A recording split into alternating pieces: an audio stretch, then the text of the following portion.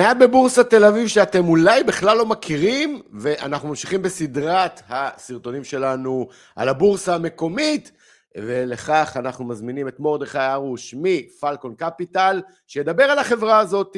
הוא גם הולך לדבר על איך אנחנו יכולים להגן על עצמנו מול המשך היחלשות הדולר לכאלה שמשקיעים בוול סטריט. שווה לכם להישאר לסרטון הזה, שווה לכם להישאר עד הסוף. פתח דיסלמר, let's go!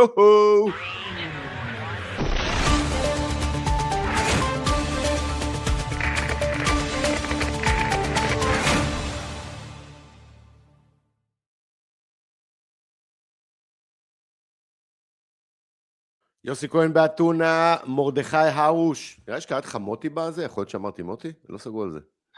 אין בעיה, אפשר מוטי, אפשר מרדכי, אני אוהב יותר מרדכי, אני גם חזרתי לשם הזה מאז 7 באוקטובר, זה השם שנתנו לי, ומוטי הוא רק הקיצור, אבל אתה יודע, קוראים לי בצבא הרוש, חברים מוטי, חברים אחרים מרדכי, you name it, זה מי שאני. אנחנו תנסה להישאר במרדכי לאור בקשתך, אתה בקומפלקס של גוגל, בגוגל האב בבית תל אביב, אני, כמו שאתם יודעים, מי שמכיר אותנו באתונה. אז מרדכי, אנחנו הולכים לדבר בסרטון הזה על החברה הבאה.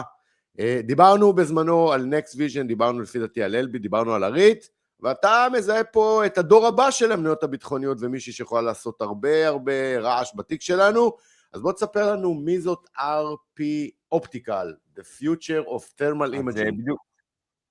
אז בדיוק כמו שאמרת, אחרי הריצה המטורפת בדיפנס, אלביט, נקסט, הריט וכל החבורה בעצם, אני מסתכל על על החברות שנמצאות בצד, או צד וחצי אחורה כזה, שהם עדיין לא הפכו לשם דבר בכל כתבה, והם בעצם יושבות על אותו טרנד, ואפילו בנישה יותר חדה, אז כאן נכנסת בעצם RP Optical Lab, היא נסחרת בבורסה בישראל. RP היא בעצם חברה של אלקטרו-אופטיקה קלאסית, מודלים טרמי, מצלמות אינפרה-אדום, מערכות רב חיישן, עדשות מדויקות. מי שהיה לוחם בצבא וזה, זוכר את כל האמצעים האלה, בדיוק כמו שאתה מראה, העדי כאלה וכו'. הלקוחות שלה הם בדיוק אותם שווקים שמאכילים היום את הדיפנס הישראלי, שזה צה"ל, הומלנד סקיוריטי, תעשיות ביטחוניות בארץ ובעולם, קצת רפואה גם, וגם קצת שוק אזרחי. בסופו של יום מה שהולך לשוק הצבאי כנראה גם יכול להגיע לשוק האזרחי. בוא נדבר רגע מבחינת מספרים, כן, שזה מה שמעניין רגע תמיד את המשקיעים. אז החברה מציגה פרופיל של צמיחה, פלוס רווחיות, שזה שילוב שלא רואים בכל יום. אני מזכיר לכם תמיד לפעמים הצמיחה באה על חשבון הרווחיות, או הרווחיות על חשבון הצמיחה, אז פה אנחנו רואים משהו שקורה ביחד. ב-23 ההכנסות עמדו על בערך 83-84 מיליון דולר, אם אני זוכר נכון, אחרי זה ב-24 זה עלה למעל 100 מיליון דולר, אני חושב 105 אבל אני רואה שהיא שווה מיליארד 900 שקל כבר החברה, שווי ב-1.9 מיליארד, לפי מה שאני רואה פה. לאט היא צומחת. ברבעון השלישי של 25 ההכנסות כבר הגיעו ל-11 מיליון דולר לרבעון, עלייה של 26% לעומת הרבעון המקביל. הרווח הנקי צמח ב-2.5 מיליון דולר. צבר ההזמנות היום עומד על 105 מיליון דולר, שמכסה בערך 88% מיעד המחירות ל-2026, אוקיי? אוקיי.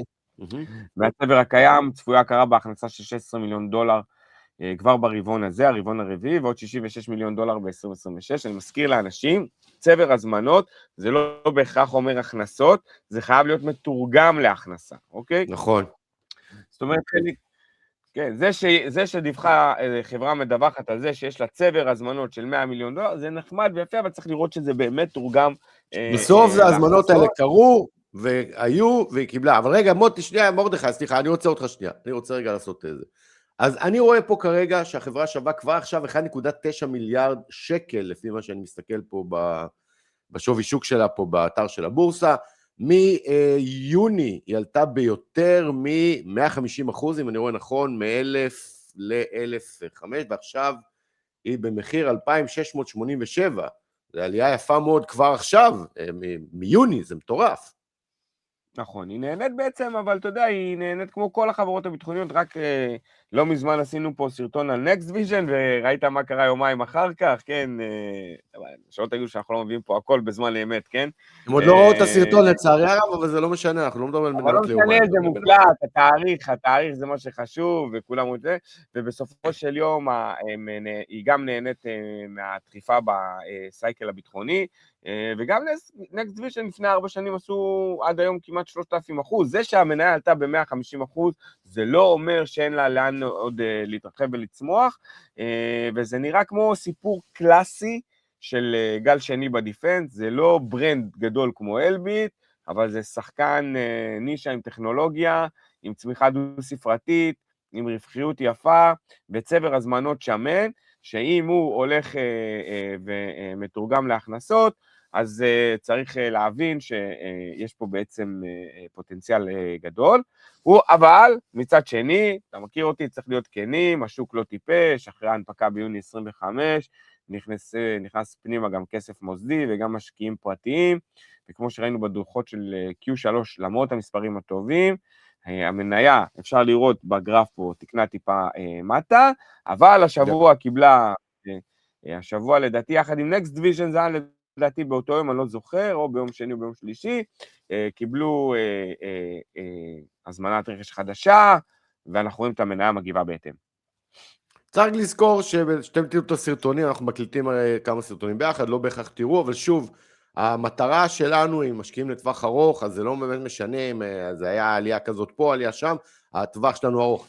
לפני שנמשיך ונדבר על השקל דולר, אז נגיד לכם שאם אתם אוהבים את הסרטונים שלנו, אתם מוזמנים לעשות לייק לסרטון הזה, לעשות סאבסקרייב לערוץ עושים שוק ביוטיוב, וגם לבוא לכוורת שלנו שמרדכי הצטרף אליה לא מכבר, וכבר דמות מפתח בדיונים, אז כל הפרטים להצטרפות לכוורת שלנו, קהילת הפרימום בשרת הדיסקורד, בתגובה הראשונה למטה.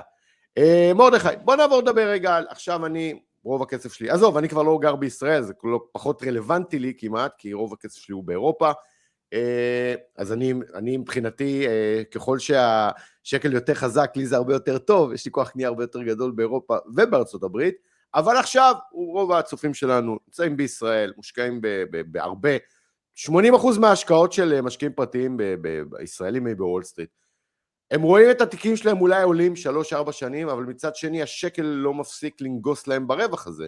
מה הם עושים? מה עושים? אז זהו, אז קודם כל צריך להגיד בצורה כנה ששוק המטח הוא שוק ספקולטיבי מאוד, וצריך להעריך לתרחישים כאלה ואחרים. תראו, היה פה הזדמנות מדהימה, באמת, יכול להיות שהיא גם תחזור, כן? אם יהיה פה עוד פעם איזה אירוע גיאופוליטי כזה ואחר, אז אנחנו נראה את הדולר מתחזק, או אם יהיו ירידות בנסדק, אנחנו נראה את הדולר מתחזק. ואתם רואים דבר כזה, זה ההזדמנות שלכם לנצל ולגדר את הדולר שקל ליורו. בסוף מגדרים דולר שקל, כי השקל נסחר אך ורק מול הדולר ומול סל המטבעות, אוקיי? רגע, מרדכי, שנייה, תן לי לעצור. אני עכשיו משקיע, עזוב, אני קניתי דולרים, יש לי חשבון מסחר, אני לא סוחר, אני בניתי תיק מניות בוול סטריט, אוקיי? השקעתי $100,000, עשיתי 30%, אבל עכשיו אני רוצה למשוך רווחים, אז לא אומר שלוקחים לי 25% רק מרווחי, אבל כשאני ממיר את זה חזרה לשקל, אני מקבל הרבה פחות דולרים ממה שהכנסתי פנימה. בוא, מה אני עושה? אז אם אתה רוצה לגדר את עצמך, הדבר הכי פשוט, יש מה שנקרא, יש חוזים עתידיים ויש אופציות בתחום הזה, זה למתקדמים, אי אפשר לעשות על זה סרטון בנפרד, אבל בואו ניתן רגע פתרון קל ומהיר.